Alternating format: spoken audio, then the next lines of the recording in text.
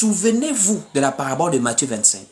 La parabole de Matthieu 25 nous fait part d'un sommeil et d'un réveil.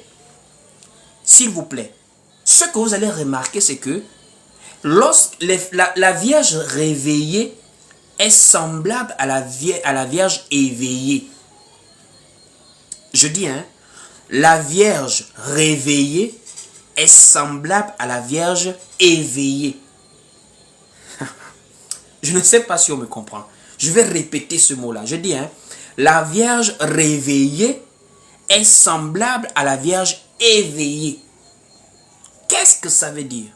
Ça veut simplement dire l'état de la Vierge quand elle était en éveil, quand elle était éveillée, est le même état que la Vierge reprend lorsqu'elle se réveille du sommeil.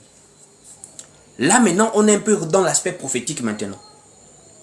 Remarquez la parabole de Matthieu 25, vous allez comprendre que l'état de la Vierge lorsqu'elle se réveille est semblable à l'état de la Vierge lorsqu'elle était éveillée au départ. Ceci est semblable même aux deux saisons. Lorsque l'apôtre Jacques nous parle de la première et de l'arrière-saison. Ce sont en fait des pluies dans l'agriculture. Il y a une pluie pour fertiliser le sol et il y a une pluie avant la récolte. C'est aussi comme ça le retour du Seigneur. Le retour du Seigneur, remarquez, la parole nous fait comprendre qu'il viendra comme un voleur dans la nuit. Mais, je vais rentrer dans l'aspect prophétique. Que ceux qui peuvent comprendre, comprennent. Remarquez vous-même.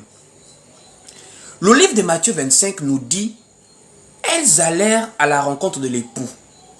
Elles ont pris des lampes. On prend des lampes lorsque le jour commence à se coucher ou la nuit commence à tomber. Ça veut dire le coucher du soleil et la tombée de la nuit. C'est là où les vierges commencent à prendre des lampes. On peut essayer d'évaluer autour de 18 heures. Nous sommes dans la soirée. Et remarquez, nous aujourd'hui, nous pouvons savoir au moins quelque chose de précis dans la prophétie. C'est que nous avons dépassé minuit. Dans la prophétie, nous avons dépassé minuit. Parce qu'attention, il y a des veilles.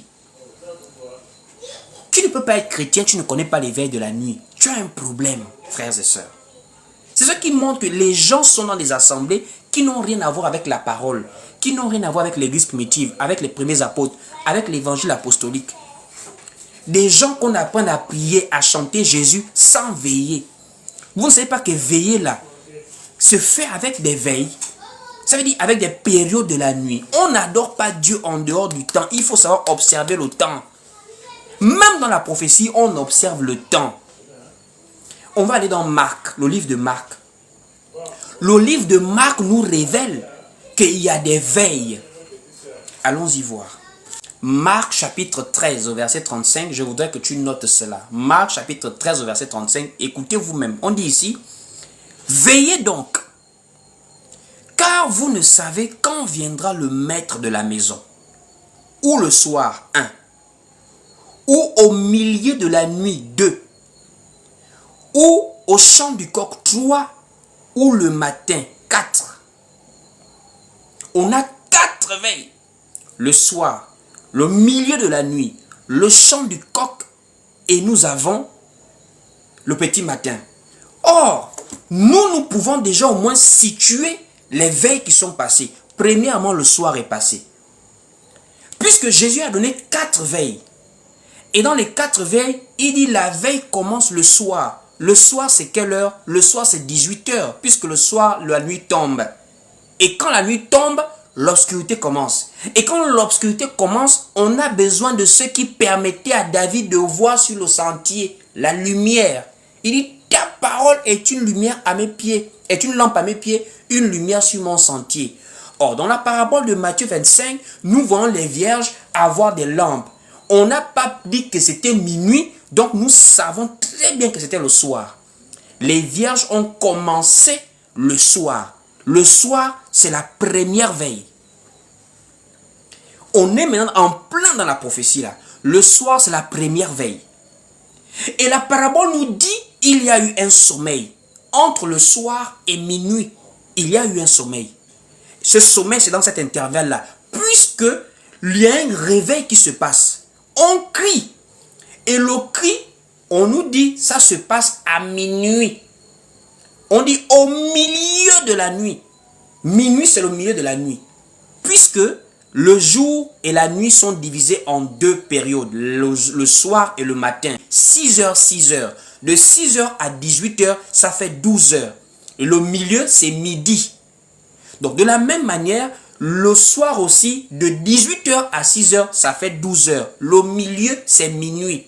Donc, l'église, les vierges ont commencé le soir à 18h et le milieu de la nuit, un réveil sonne.